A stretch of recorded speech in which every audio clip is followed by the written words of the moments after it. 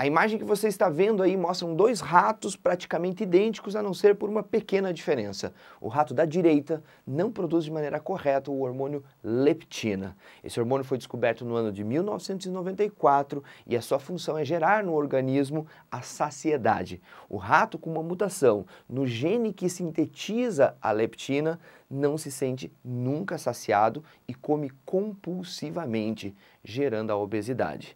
Quer aprender biologia? Me segue.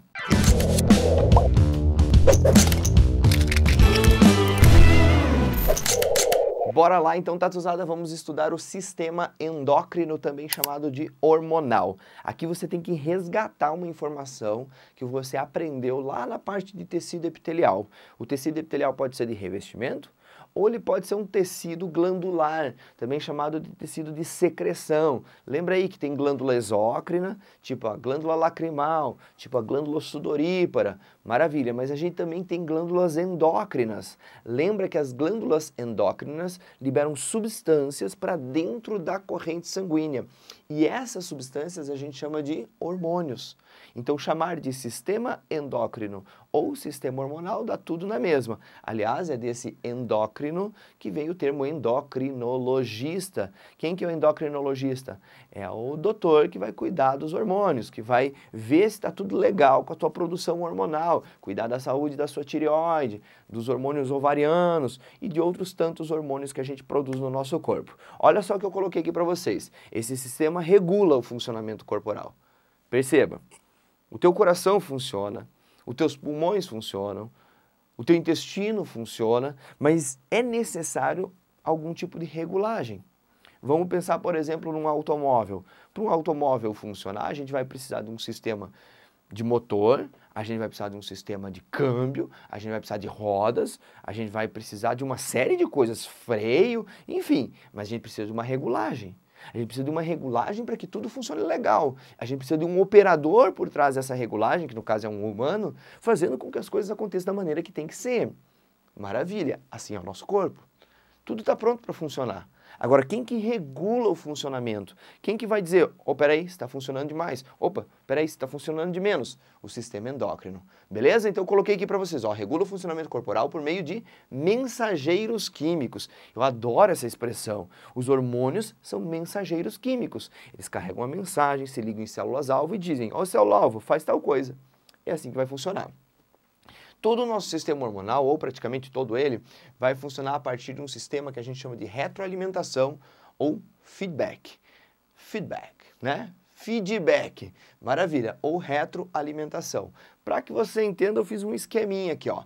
A gente tem uma glândula chamada de hipófise, a gente já vai conhecer ela, e a gente tem uma outra glândula chamada de tireoide. Maravilha. Como é que a tireoide sabe se ela tem que trabalhar mais ou menos? Pelo sistema de feedback. Como é que a hipófise, que estimula a tireoide, sabe se ela tem que estimular mais ou menos? Pelo sistema de feedback. É uma gangorra, você já vai entender. Olha só, a hipófise produz um hormônio chamado de TSH, hormônio estimulante da tireoide. Então ele cai na corrente sanguínea e esse TSH vai lá nas células-alvo da tireoide e atua sobre essas células. Todo hormônio tem células-alvo, beleza? O que acontece lá na tireoide? O TSH exerce sobre ela um feedback positivo. Como é que você tem que interpretar isso? Ela estimula, tá? Então você vai estimular a atividade da tireoide. O TSH estimula um feedback positivo, dizendo, ó, vai lá, continua. Quando eu peço um feedback para vocês aí nos comentários, vocês vão lá e vão falar coisas que são estimulantes para mim, né? Às vezes você pode falar coisas que são desestimulantes. Aliás, coloca aí um comentário, faz um feedback dessa aula. Maravilha. Então você está estimulando a tireoide a trabalhar. A tireoide, por sua vez, quando ela começa a trabalhar, ela vai produzir dois hormônios muito importantes. O T3 e o T4, a gente já vai conhecer quem são esses hormônios, por enquanto só guarda assim, T3 e T4. E esse T3 e T4 também tem suas células-alvo. Eles vão atuar basicamente em todas as células do seu corpo, mas principalmente em neurônios, em células musculares, em células do fígado. Vão estimular a atividade metabólica basal nas células. Basicamente, dá pra gente resumir que esse T3 e T4 vão acelerar a atividade das mitocôndrias, tá? Guarda assim por enquanto.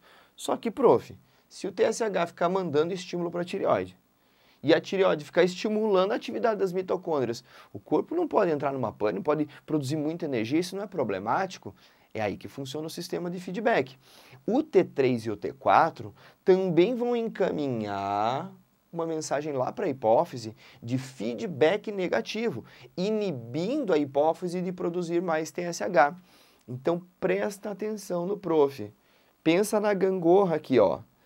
Quando você tem, ó, olha para esse lado, ó, T3 e T4. Quando você tem pouco T3 e T4, a tua hipófise vai produzir muito TSH, dizendo, viu, tireoide, trabalha. À medida que mais T3 e T4 vai sendo produzido por feedback positivo, olha o que vai acontecendo, ó, mais T3 e T4, mais T3 e T4, mais T3 e T4, a quantidade de TSH vai diminuindo. Então, assim, o nosso corpo está sempre em equilíbrio. Uma pessoa que tem distúrbio na tireoide pode ter distúrbio de liberação desses hormônios aqui, T3 e T4, mas pode ter um distúrbio também hipofisário. Ela não está recebendo o estímulo correto. Então lembra da nossa gangorra. O T3 e T4 baixou, vai subir o TSH. O T3 e o T4 aumentou, vai baixar o TSH.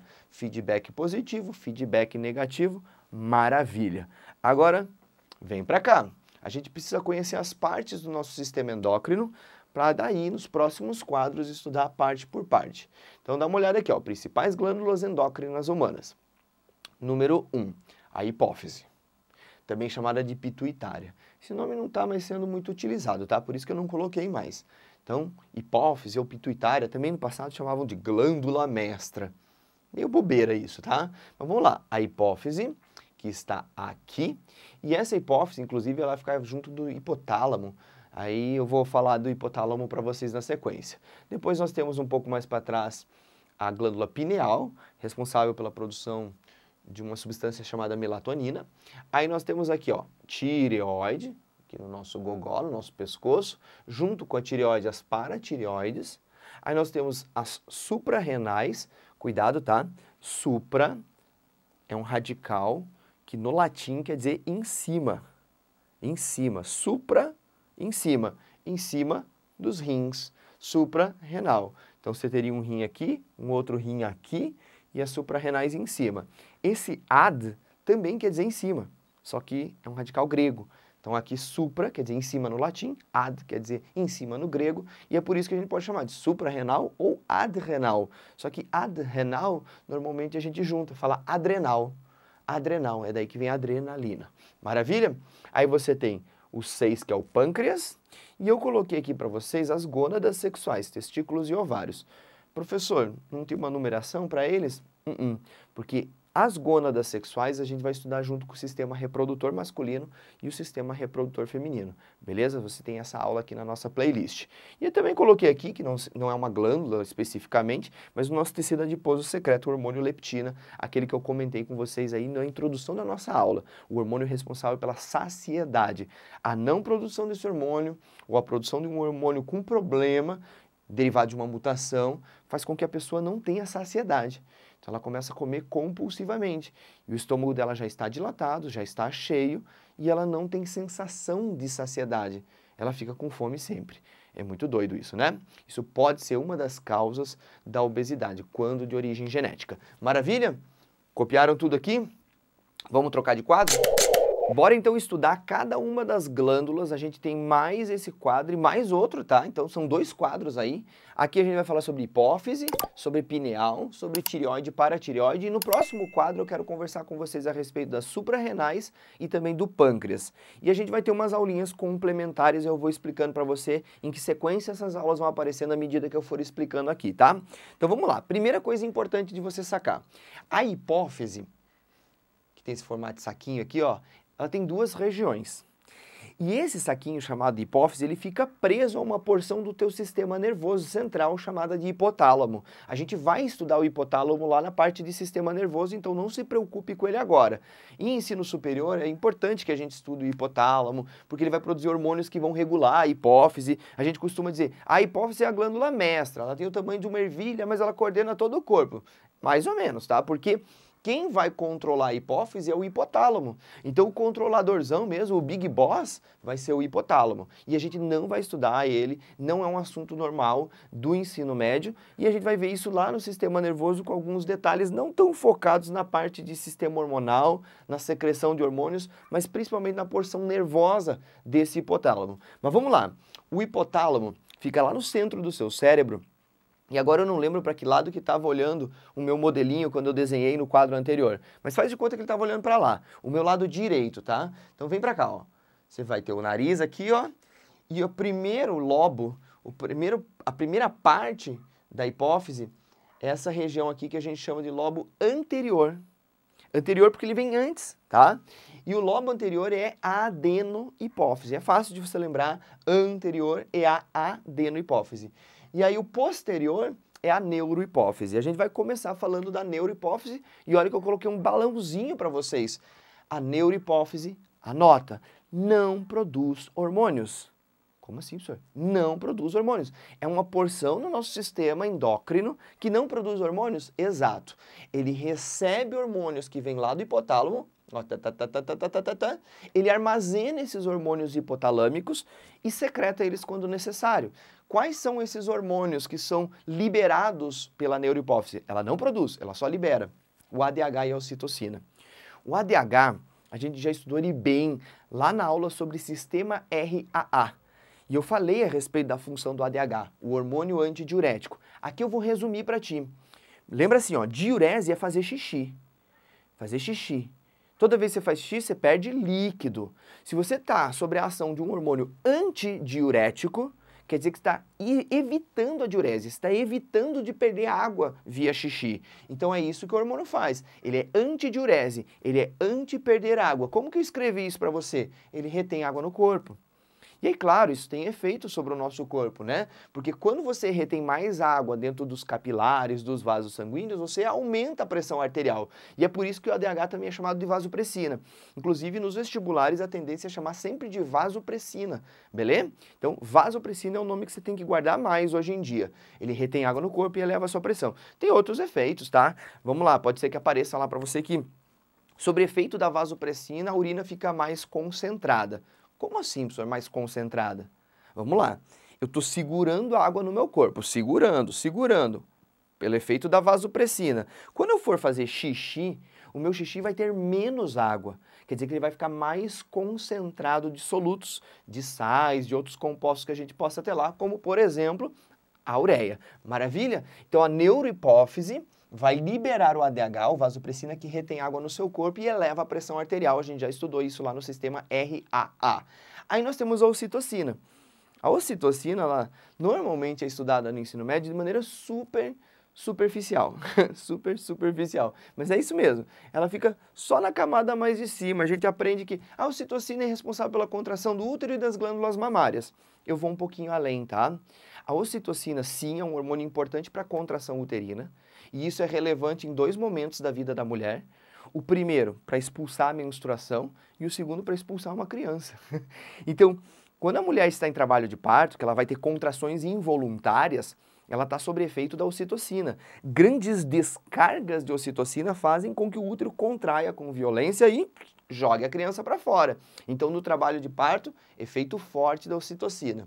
Outra coisa interessante, a ocitocina atua sobre as glândulas mamárias. Já sei, prof, produzindo leite. Não. A ocitocina não estimula a produção do leite, e sim a expulsão do leite, a liberação do leite. Então, a gente vai ter um hormônio que estimula a produção do leite, que a gente já vai estudar, a prolactina, e existe um outro hormônio que contrai a glândula mamária para mandar o leite para fora. E olha que legal, olha que massa. Essa ocitocina é liberada quando o bebê prende a boca dele no mamilo e começa a sucção. E aí ele começa a sugar, e não sai nada de início, né? Não vai saindo nada. Até que a gente tem uma descarga de ocitocina e aí o leite começa a verter. Então é muito comum, a gente consegue ver isso bem fácil em cachorrinho. Pega uma ninhada de cachorro aí. Tá lá a cadelinha deitada com 4 cachorrinhos mamando na tetinha dela. Os cachorrinhos, quando eles começam a mamar, eles vão com as patinhas assim, ó, no entorno do mamilo e com a boca puxando assim, ó. E com a patinha assim, ó, para estimular na cabeça da cachorrinha a liberação de ocitocina. E eles ficam até meio violentos, assim, às vezes podem machucar o mamilo da mamãe deles lá. Mas a partir do momento que ocorre essa liberação de ocitocina, o leite começa a sair sozinho. E aí o cachorro não fica mais fazendo força, ele fica só puxando aquele leite que está saindo sozinho. Assim também acontece com o bebê. No início da mamada, ele puxa com mais força para estimular a liberação de ocitocina. E depois o leite começa a sair normal, ele se acalma, vai simplesmente sorvendo aquele leite. E olha que legal! Tem um experimento que se tornou clássico na década de 1980 que falava sobre a ocitocina, e esse experimento foi bem interessante e simples. Eles reuniram uma quantidade bem grande de mulheres que estavam todas em fase de lactação numa sala, sem os seus nenês ali por perto, e pegaram uma fita gravada, choro de criança com fome. Eu não sei se você está ligado, mas o choro da criança ele tem uma linguagem por trás. Existe um choro para dizer que está cansado, que é aquele chorinho mais emburradinho. Tem o choro da criança que indica que ela está com dor, que é um choro mais estridente. Tem o choro da fome, que ele é uma mistura de irritação com dor, ele é mais agudinho, aquele... Ele está com fome. E aí colocaram na sala essas mulheres aí, e aí largaram essa fita. E as mulheres começaram a escutar isso, sem o nenê delas por perto. Em pouco tempo, as mulheres estavam perdendo leite. O sutiã das mulheres começou a ficar molhado só de escutar o choro da criança. Então, a gente começa a perceber, a partir de 1980, que a ocitocina tem algo a mais. Que ela não é simplesmente algo relacionado à sucção do bebê. Ela tem a ver com sons, com alguns sinais ambientais. E, a partir disso, a gente começou a estudar a ocitocina e percebeu que esse é o hormônio do bem-estar social. Sabe quando você encontra um amigo ou uma amiga que você gosta muito, e aí você dá um abraço nele ou nela e você sente aquele calorzinho, que sente aquele bem-estar? Isso é a liberação de ocitocina. A ocitocina também é responsável pela paixão, que é diferente a paixão, aquele negócio forte, aquele furor que você tem no início de um relacionamento, de um amor já consolidado. A paixão, ela mexe com os teus sentimentos, ela te deixa menos julgador. Qual que é a diferença de um amor consolidado e de uma paixão? A pessoa que está apaixonada, ela não julga. E isso é importante para o bem-estar social. Olha que doido isso. Você vai julgar menos o seu amigo. Você vai julgar menos a pessoa pela qual você está apaixonado. Depois de um tempo que os níveis de ocitocina vão baixando, aquela pessoa que te despertava uma paixão louca já não desperta tanto assim. E aí você começa a se incomodar com uma toalha molhada em cima da cama, você começa a se incomodar com uma tampa de vaso aberta, com um ronco, mas no início não. Olha que legal, isso é tudo efeito da ocitocina, o hormônio da paixão. Maravilha, vamos lá para a adenohipófise. O que a adenohipófise vai produzir? Somatotrofina, prolactina e um conjunto de hormônios que eu coloquei entre aspas trofinas, tá? Não é um termo adequado isso, mas eu acho que ajuda vocês a entenderem. O que seria somatotrofina? É um hormônio que a gente chamava no passado de hormônio do crescimento. Dá para chamar de hormônio do crescimento? Dá, porque soma é o corpo, trofos é alimento, ele alimenta o corpo, ele faz o corpo crescer. E aqui a sigla é em inglês, tá? Growth Hormone, né? O hormônio do crescimento. Como é que ocorre o crescimento de uma pessoa? Ele ocorre a partir do alongamento dos ossos e da frouxidão dos ligamentos. Então, quando você é mais jovem, você pode ver que você é mais alongado. Os teus ligamentos são mais frouxos, porque você está em fase de crescimento, porque você está em liberação de GH. No momento que você para de liberar GH, o que acontece no seu corpo? Seus ligamentos ficam mais retesos, você perde alongamento e os ossos não esticam mais. Então o GH promove crescimento do corpo, isso é super importante que você lembre, e alongamento ósseo e frouxidão ligamentar, que é o que representa esse crescimento, é o que justifica esse crescimento. E aí lembra de uma coisa curiosa, tá? Uma pessoa que tem distúrbio de produção de GH ou produz um GH que não funciona, ela vai sofrer de um problema chamado de nanismo, tá? O nanismo. A pessoa que nunca para de produzir GH, que produz para o resto da vida, passa a puberdade, chega na fase adulta, continua produzindo GH, ela sofre de um gigantismo. Ela cresce bastante, né? E tem casos específicos, às vezes associados a tumores, em que a pessoa tem o desenvolvimento normal do GH dela, ela cresce até a fase que tem que crescer, e às vezes anos depois, 10, 15, 20, 30 anos depois, o corpo passa a produzir GH de novo. E aí essa pessoa ela não cresce mais como se ela tivesse um gigantismo. Ela vai crescer principalmente nas extremidades do corpo. Ela cresce as mãos, ela cresce os pés, ela cresce o queixo, a caixa craniana dá uma crescida na parte de cima também. A gente chama isso de acromegalia. Eu queria que você anotasse, tá? Acro, do grego quer dizer extremo, na ponta. Megalia é o crescimento da ponta do corpo. Isso é comum em pessoas que usam o GH como um hormônio anabolizante.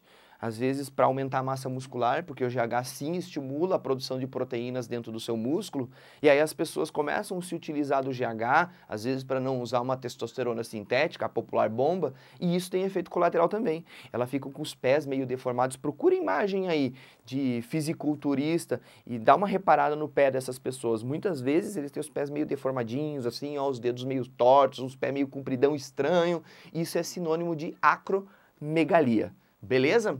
Aí continuando, prolactina. A prolactina, como o nome já ajuda a dizer, ó, produz leite. Produz leite, prolactina, vem lá da adenohipófise. Ela estimula lá nas glândulas mamárias a produção do leite materno. Depois que o leite está produzido, ele é liberado em função da ocitocina. Maravilha? Aí vem as trofinas. Trofo do grego é alimento, tá, gente? Alimento. Então elas alimentam, elas estimulam. Esse alimentar é no sentido de estimular. Elas estimulam outras glândulas. E a gente não vai entrar em muito detalhe aqui, tá? Mas vamos lá. FSH e LH. Nós vamos estudar muito bem esses dois hormônios lá na parte de sistema reprodutor masculino e feminino. O hormônio folículo estimulante e o hormônio luteinizante terão efeitos sobre os testículos e efeitos sobre os ovários, que a gente vai estudar depois. Mas guarda aí, tá? Hormônio folículo estimulante, hormônio luteinizante. Não se preocupe que eu anotei tudo certinho lá nas aulas subsequentes, tá? E aí nós temos o hormônio estimulante da tireoide, o TSH. Olha o que eu coloquei aqui, ó, tireotrofina. Qual que é a função da tireotrofina? Estimula a tireoide. Pronto. Você tem que lembrar que aqui, ó, nós temos hormônios estimulantes. Estimulantes o quê? Da tireoide. Estimula, faz a tireoide trabalhar. E aqui nós temos a ACTH, o hormônio que vai estimular o córtex das suprarrenais.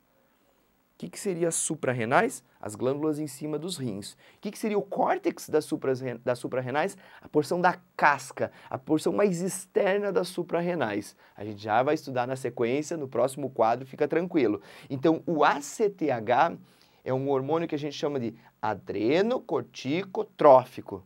Ele estimula o córtex, que é a casca, das adrenais. Beleza? Suci, né? Vem pra cá que a gente já está terminando esse quadro. Glândula pineal. Olha que massa! Essa aqui era meio que abandonada nos livros didáticos, ninguém falava dela e hoje se fala bastante, até porque tem pessoas que, por causa do ritmo de vida que a gente tem dificuldades de dormir, muitas vezes vão procurar o uso de melatonina.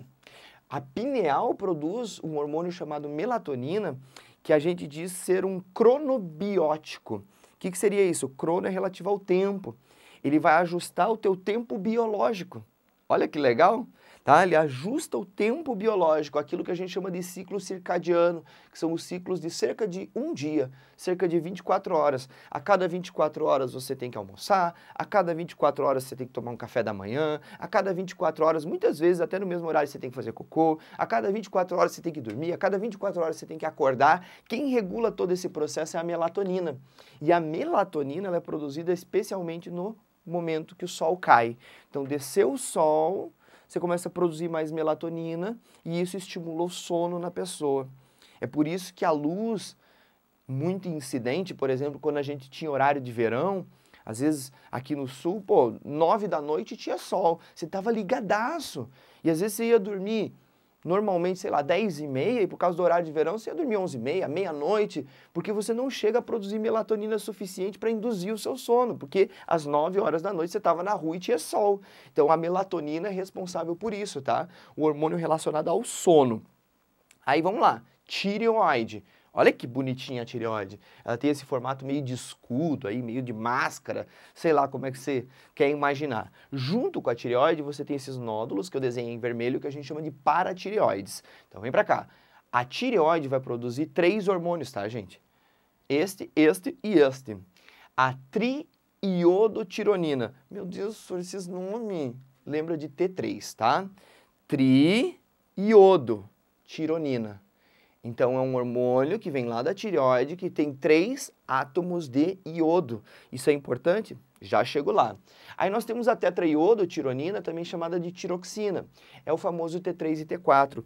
No que essas moléculas são diferentes? O T3 vai ter 3 átomos de iodo e o T4 vai ter 4 átomos de iodo. O iodo, gente, a gente adquire na alimentação a partir do sal. Desde 1953 é obrigatório no Brasil que o sal seja iodado. Até antes disso, quando a gente não tinha tanto iodo na alimentação, porque o iodo a gente consegue aonde?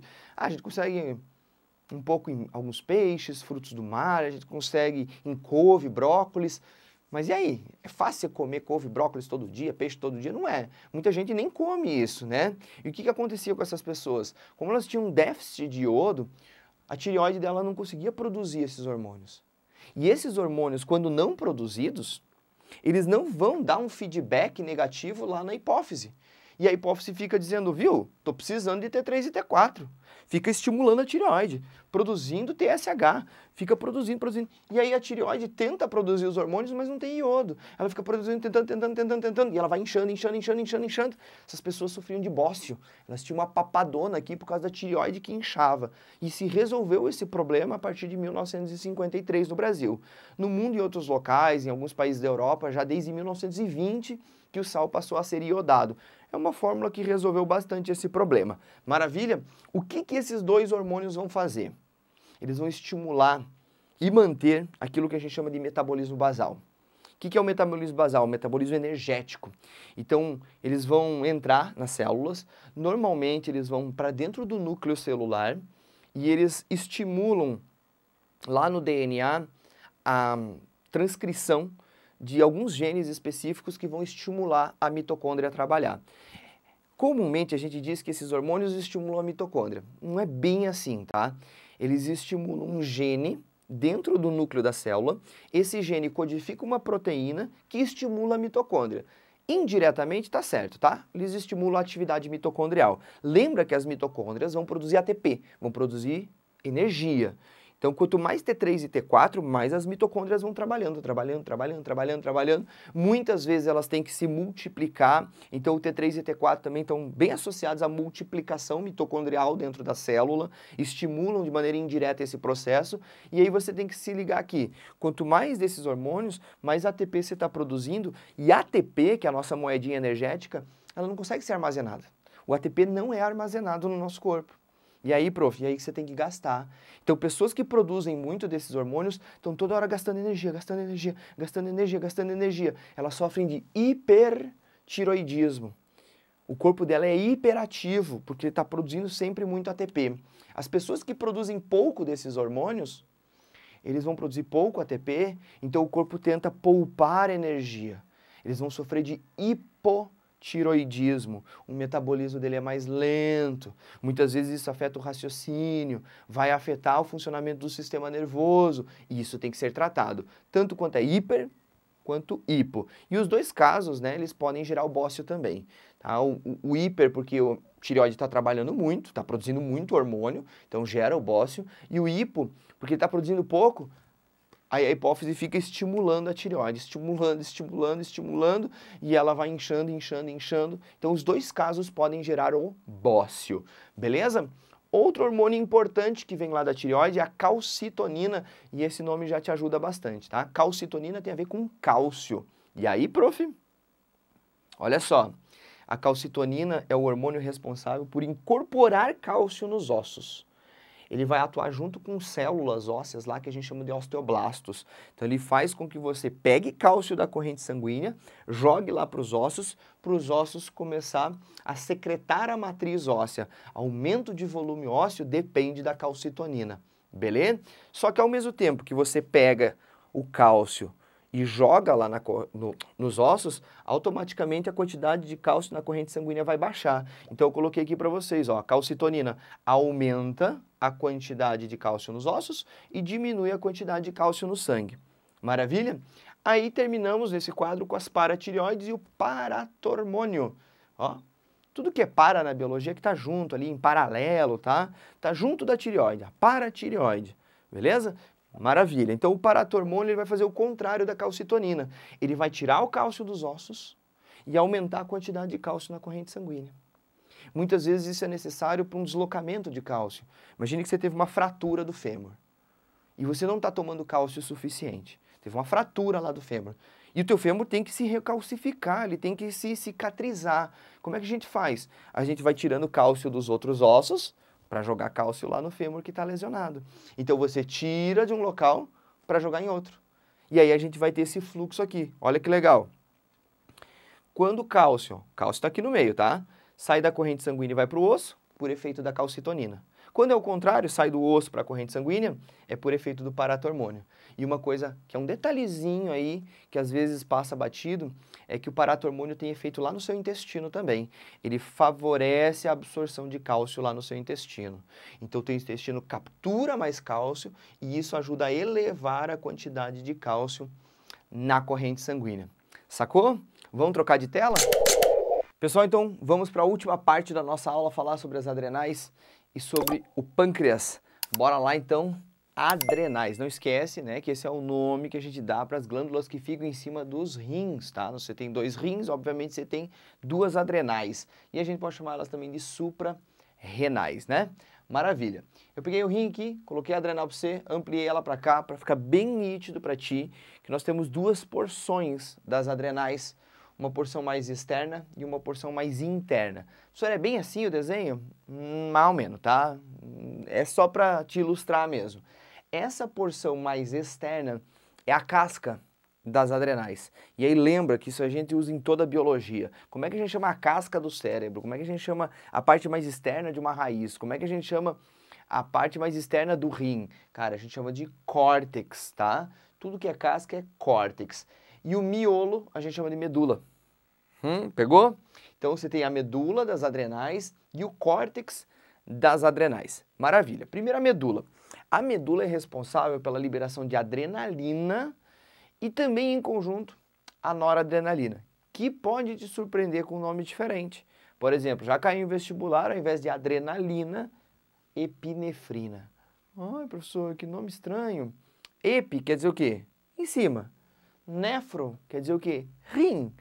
É daí que vem a nefrologia, o nefrologista, maravilha. Então, ó, em cima do rim, adrenalina, ad quer dizer em cima, né? Então, tá tudo certo. Adrenal, em cima do rim. Epinefro, em cima do rim também. Então, esse hormônio epinefrina ou adrenalina, e esse é a noradrenalina ou norepinefrina. Tá tudo certo. Normalmente, tá, gente? A gente trabalha esses dois em conjunto, porque eles atuam em conjunto. A noradrenalina, ela não muda muito seus níveis ao longo do dia, nem tanto assim nas situações emergenciais. Ela aumenta um pouquinho, ela diminui um pouquinho. Em situações de estresse, de perigo, de fuga, a gente vai ter um aumento do nível de noradrenalina, mas não é tão nítido quanto o aumento da quantidade de adrenalina. Outra coisa importante, tá? A noradrenalina atua também como neurotransmissor. Se lá na aula sobre sinapses que a gente tem, tratando sobre o tecido nervoso, eu falei sobre neurotransmissores. Eu falei que para comunicar um neurônio com outro, a gente tem substâncias químicas. E uma delas é a noradrenalina, beleza? Noradrenalina também atua como neurotransmissor. O que esses hormônios fazem? Eles atuam em fuga e combate, fuga e perigo. Você está numa situação de perigo. Imagine você, na savana africana, lá nos primeiros Homo sapiens que apareceram no planeta, você se vê de frente com um grande predador. O que você vai fazer? Você vai empalidecer. Meu Deus, fiquei fraco, pálido, gelou o lábio. Por que, prof? Não faz sentido nenhum isso. Faz sim. Você está contraindo os vasos sanguíneos da sua pele e dilatando os vasos sanguíneos dos seus músculos. Você está, ó, tirando sangue da pele para jogar sangue nos músculos. Porque você vai ter que correr, magrão. você vai ter que fugir. Então a situação de adrenalina é uma situação de fuga. O que você tem que estar bem assim, ó, nesse momento funcionando? Você tem que estar muito bem das pernas, você tem que estar bem da sua musculatura. E aí também você vai ter que aumentar a frequência cardíaca, você vai ter que aumentar a frequência respiratória, a força aumenta, porque você vai ter mais oxigenação do seu músculo, você vai ter mais oxigenação do seu corpo em regiões que são essenciais. O que não vai ter muito oxigênio? O seu estômago. Isso não precisa, você tem que fugir. É por isso que muitas vezes você sente também um friozinho no estômago, porque a glândula, né, a adrenal, ela vai contrair, expulsar essa adrenalina e o teu estômago vai fazer esse movimento, você sente aquele friozinho na barriga, está diminuindo a quantidade de sangue na musculatura do seu estômago para aumentar a quantidade de sangue na musculatura esquelética, para você vazar daquele local ou para você entrar numa situação de combate. Por que é importante para um lutador estar adrenado? Porque, cara, vai estar com a musculatura mais bem oxigenada, mais cheia de glicose, isso dá mais força, isso dá mais reação, mais reflexo, e é uma coisa interessante. Um nível aumentadinho de adrenalina, não muito, ele até aumenta a tua concentração, ele aumenta o teu foco. Quando eleva demais, aí é um problema. É um problema porque você vai colocar todo o teu sangue para as musculaturas. Você vai tirar sangue do cérebro, você vai tirar sangue de locais que às vezes ajudariam você a raciocinar. Você não tem que pensar nessa hora, você tem que, ó, agir, vazar. Então um pouquinho de adrenalina é importante numa prova, por exemplo, de vestibular, porque vai tirar você da percepção periférica. Você vai deixar de prestar atenção nas coisas que estão ao seu redor e vai focar. Mas se levar demais, aí você presta atenção mais em nada. Aí começa a tremedeira, começa as tuas pernas querer mexer, começa aquele inquieto na perna. Por que acontece isso? Porque você está aumentando a quantidade de irrigação na sua musculatura e você não consegue sair do lugar. Aí você fica nervosão. Olha que massa, né? Você tem que apresentar uma parada, muito importante. Você tem dificuldade de falar em público. De início, você pode até ficar meio ruborizado, envergonhado, porque isso é um sinal, né, evolutivo de que a gente está numa situação constrangida. Mas o normal é que depois, em seguida, você fique pálido. Você fica ruborizado, às vezes, por uma situação mais de susto, uma coisa que você ficou desprevenido, uma resposta que você não imaginava, uma situação meio constrangedora ali, mas você vai ficar pálido, você vai diminuir a circulação na sua pele, o teu raciocínio já não fica o mesmo, aí você começa a aumentar a irrigação na musculatura, você vai ficar com as pernas inquietas, você vai ter movimentos inquietos e ao mesmo tempo a musculatura, por exemplo, da língua, aquela região do cérebro associada à fala, ela começa a ficar menos oxigenada, você vai começar a gaguejar, você vai ter problemas, entendeu? Isso é tudo efeito da adrenalina. Se a gente pudesse fazer uma separação, tá? A adrenalina está mais associada às questões dos vasos sanguíneos, a vasoconstrição na pele, vasodilatação nos músculos, e a gente poderia dizer que a noradrenalina está relacionada a aumento de frequência cardiorrespiratória. Você respira mais rápido e bate o coração também mais rápido. Maravilha? Então isso dá medula das adrenais. Aí a região do córtex, nossa, super famosa. Olha só o que eu coloquei para vocês. É daí que vem os hormônios corticosteroides. Nunca ouvi falar, professor. Ouviu sim, o nome de corticoide. A gente chama de corticosteroide? Sim, ou corticoide. Nominho mais simpático. Ah, professor, eu tive que tomar corticoide uma vez. Quando? Uma vez que eu tirei o meu siso para não dar inflamação. Ele é um anti-inflamatório, né? Eu tomei um corticoide por causa disso. Ah, eu também já tomei corticoide, professor. Quando eu estava com um ataque de rinite muito grande, não parava de espirrar, daí eu tomei corticoides. Para que serve? Vem comigo. Nós temos duas classes importantes desses corticoides ou de hormônios corticosteroides. Os glicocorticoides e os mineralocorticoides. Na verdade, sim, tem outros hormônios, esses são os dois importantes para nós. Qual que é o glicocorticoide importante? O cortisol. Por que ele recebe esse nome? Porque ele mobiliza a glicose no seu corpo, tá? Então ele vai fazer o seguinte. Primeiro, ele é o hormônio do estresse. Tira uma coisa da tua cabeça. Tem gente que aprende. O cortisol é o hormônio do estresse. O cortisol é o hormônio do estresse. E aí a galera acha que o cortisol causa o estresse. Não. O cortisol é um hormônio em resposta ao estresse. E aí você tem que guardar uma coisa importante na sua cabeça. O que é estresse para a biologia? É chegar em casa xingando os filhos? Não. É chegar em casa tocando os cachorros? Não. É ficar estressado por causa do trabalho? Não. Estresse para a biologia é qualquer tipo de sobrecarga, de coisa exagerada ou privação exagerada. Por exemplo, se você ficar privado de tomar água o dia inteiro, você está sofrendo de um estresse hídrico. É uma situação exagerada, você não deve ficar tanto tempo sem tomar água. Se você não está se alimentando direito, isso pode ser um estresse nutricional. Se você não está se você não está dormindo o suficiente, você também está numa situação de estresse. E o que o teu corpo vai ter que fazer toda vez que você estiver em situação de estresse? Toda vez que você estiver submetendo ele a uma sobrecarga? Ele vai ter que mobilizar reservas energéticas. Então assim, imagine.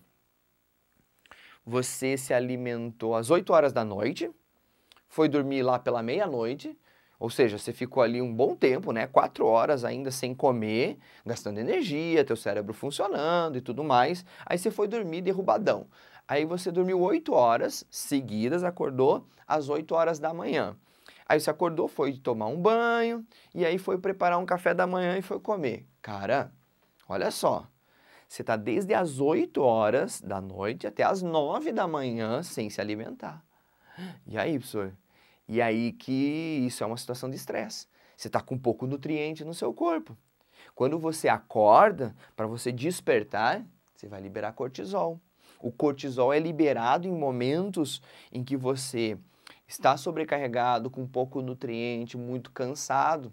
Você está sob uma situação de estresse, ficou 13 horas sem se alimentar, você vai liberar cortisol. Inclusive o cortisol é um hormônio necessário para você despertar. Eu não coloquei aqui, mas é ele que te coloca em situação de vigília.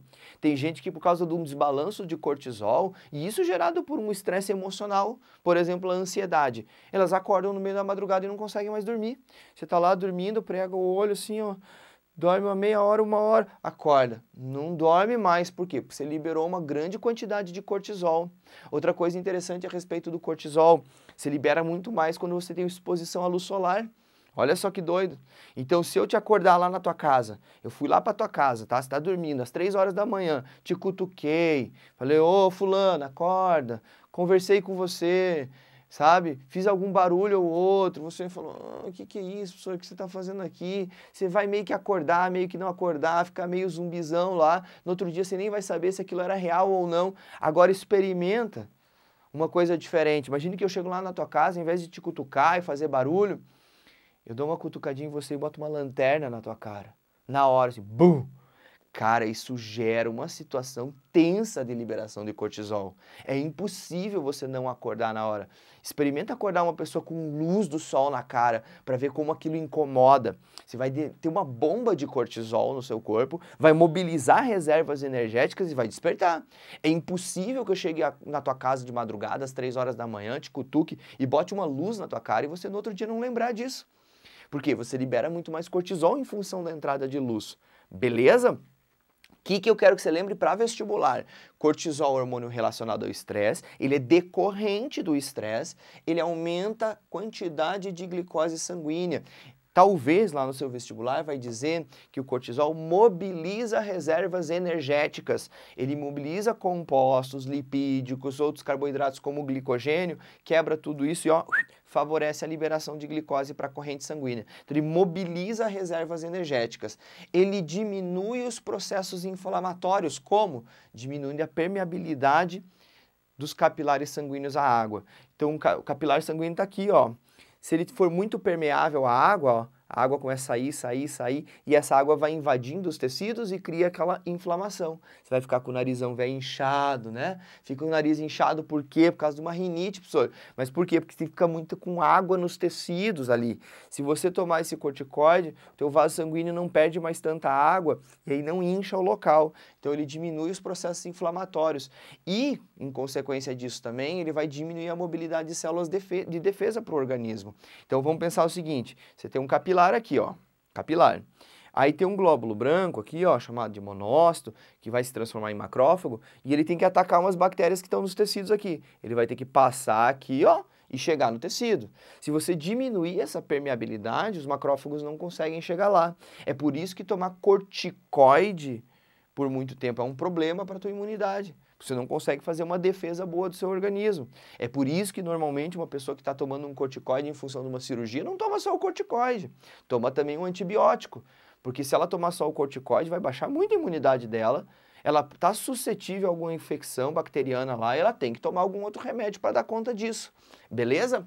Então, fechou cortisol. Super legal, né? Aí vem a aldosterona. A gente já estudou a aldosterona lá na aula sobre sistema RAA. Lembra aí a aldosterona? Aumenta a reabsorção de sódio no seu corpo. Então, ao invés de eliminar o sódio no xixi, o sódio fica na corrente sanguínea. E isso faz com que você retenha líquido. Ah, professor. Então quer dizer que essas coisas aqui, ó, tem a ver com aquele negócio da pessoa tomar um corticoide e ficar retendo líquido no corpo. Isso, tá?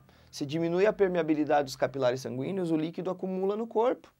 Tá? O líquido não vai para os tecidos, o líquido não é perdido na urina, você vai ter mais líquido no corpo. É por isso que uma pessoa que toma corticoide repetitivamente, ao longo de muito tempo, ela vai inchar o corpo dela. Maravilha? A aldosterona aumenta a retenção de sal, de sódio, você segura mais sódio na corrente sanguínea e com isso você aumenta a pressão arterial. A gente explicou isso melhor no sistema RAA, né? Isso vai favorecer a entrada de água para dentro dos capilares, porque eles vão ter muito sódio, e isso aumenta a pressão sanguínea.